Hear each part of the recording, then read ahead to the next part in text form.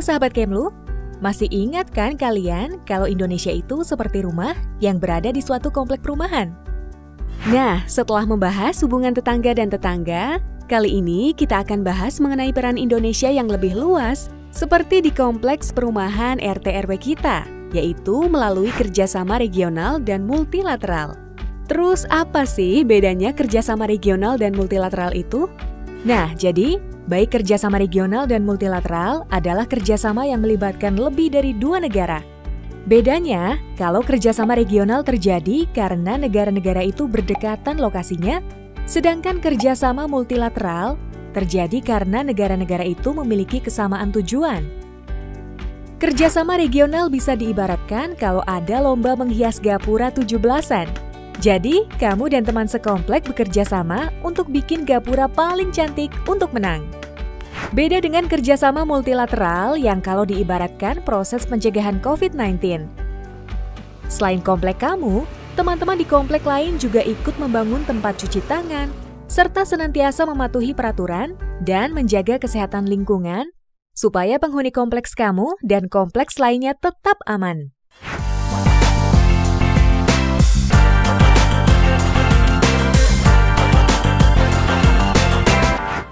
Kenapa sih kita perlu kerjasama regional atau multilateral? Apa nggak cukup dibahas lewat bilateral? Kan bisa diselesaikan antara kita saja. Nah, jadi seperti dalam kehidupan kita sehari-hari, terdapat masalah kehidupan kita yang tidak dapat diselesaikan oleh dua pihak saja. Seperti kebersihan lingkungan atau kasus pencurian motor yang terjadi lintas kompleks. Sama seperti masalah ekonomi, lingkungan hidup, sumber daya alam, atau penanganan pandemi yang melibatkan banyak negara. Ini butuh dibahas bersama. Hanya dengan bersama masalah ini dapat diselesaikan. Ini yang membuat baik kerjasama regional maupun multilateral menjadi fondasi penting dalam menciptakan perdamaian dan kesejahteraan dunia. Sekarang kita bahas dulu yuk tentang kerjasama regional. Kerjasama regional merupakan kerjasama negara-negara yang berdekatan di suatu kawasan atau wilayah. Kerjasama ini penting karena umumnya negara yang berdekatan memiliki kesamaan karakteristik, tujuan dan masalah yang dihadapi yang belum tentu dihadapi oleh kawasan lain. Contohnya, bagi negara-negara di kawasan Pasifik, isu kelautan adalah hal yang penting karena kawasannya terdiri dari pulau-pulau. Namun, belum tentu isu kelautan ini jadi fokus utama negara di kawasan Afrika karena mayoritas geografisnya adalah daratan. Kerjasama regional ini juga penting sebagai wadah diskusi antar negara tetangga. Karena asal teman-teman tahu, konflik yang paling sering terjadi di dunia adalah konflik antar negara tetangga. Baik karena perebutan wilayah, sumber daya alam, atau pengaruh politik. Jadi, seperti kamu dan si dia, kunci utama hubungan dan mencegah konflik adalah komunikasi. Nah, komunikasi ini dijaga oleh negara-negara di dalam suatu kawasan melalui suatu organisasi regional. Organisasi regional ini umumnya memayungi kawasan seperti Uni Eropa di kawasan Eropa, Liga Arab di kawasan Timur Tengah, Mercosur di kawasan Amerika Latin, Uni Afrika bagi benua Afrika, dan untuk Asia Tenggara adalah ASEAN atau Association of Southeast Asian Nations. Teman-teman, yuk kita lihat peta dunia dan kita lihat kerjasama regional kita. Kerjasama regional utama kita adalah ASEAN. Asia Tenggara adalah kawasan terdekat Indonesia. ASEAN telah menjadi bagian tidak terpisahkan dari kebijakan luar negeri Indonesia sejak berdirinya ASEAN hingga saat ini. ASEAN juga sokong guru politik luar negeri Indonesia. Karena pentingnya ASEAN, kita akan membahas khusus mengenai ASEAN di episode berikutnya ya. Ke sebelah barat, di kawasan Samudra Hindia, Indonesia tergabung dalam Indian Ocean Rim Association atau IORA.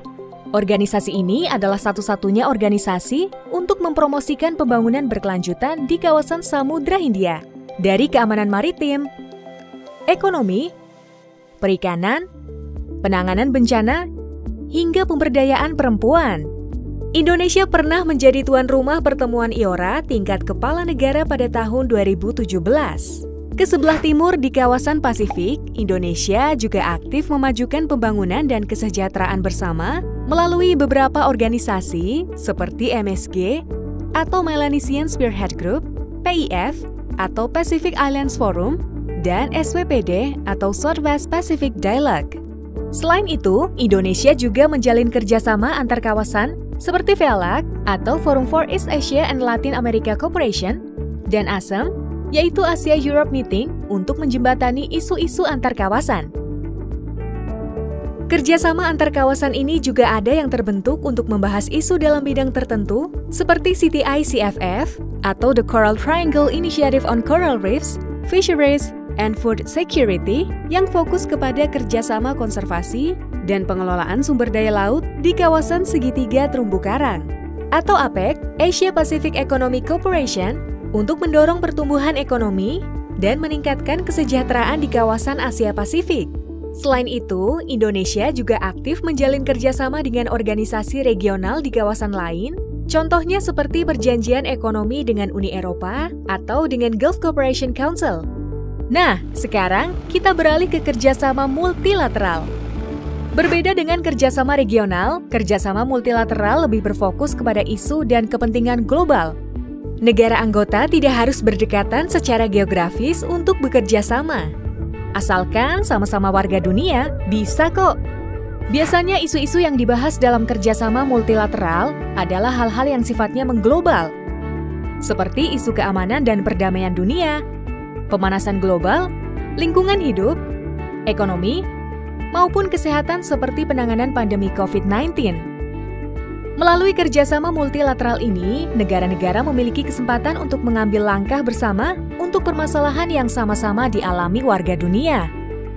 Diplomasi multilateral Indonesia mengusung prinsip inklusivitas dan kesetaraan, kerjasama, non-intervensi, perdamaian dunia, serta menegakkan dan menghormati tatanan hukum internasional.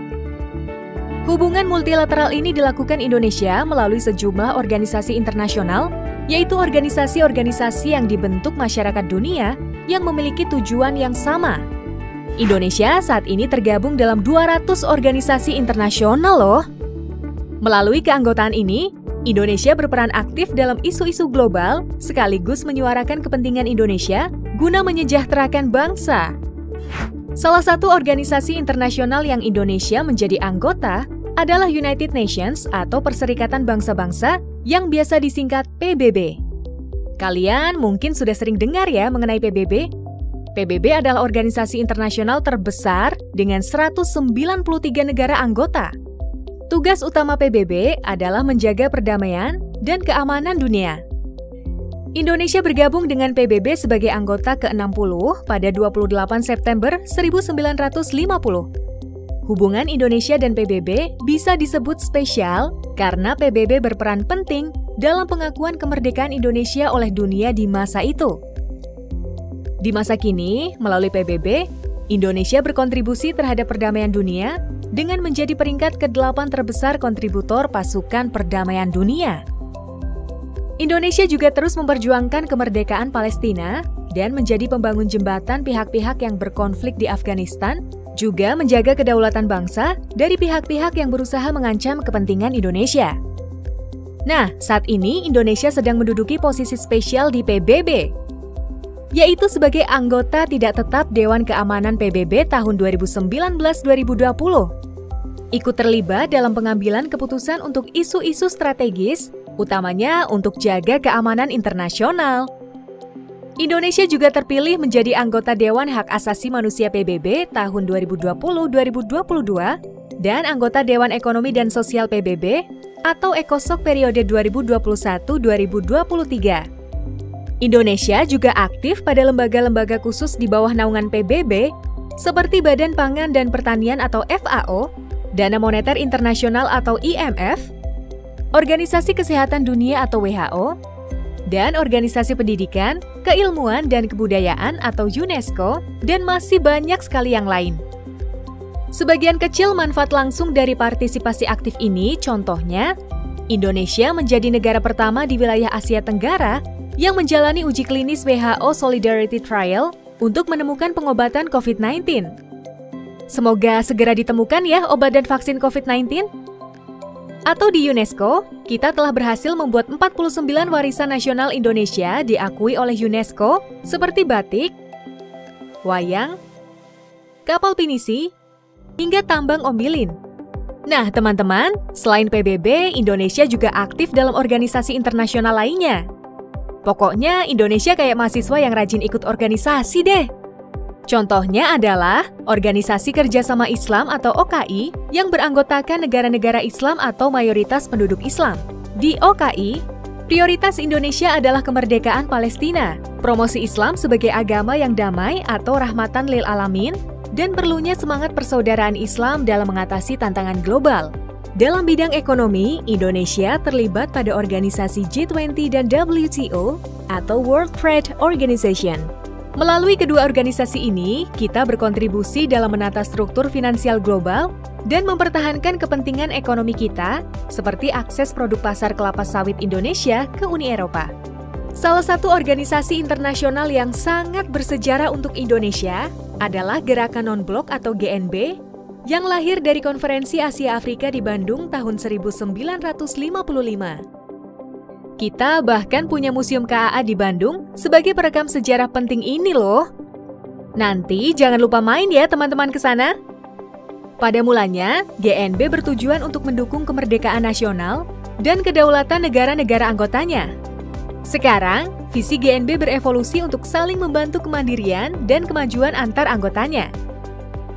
Indonesia salah satu yang sangat aktif dalam memberikan bantuan kerjasama teknis loh. Demikianlah penjelasan mengenai kerjasama regional dan multilateral.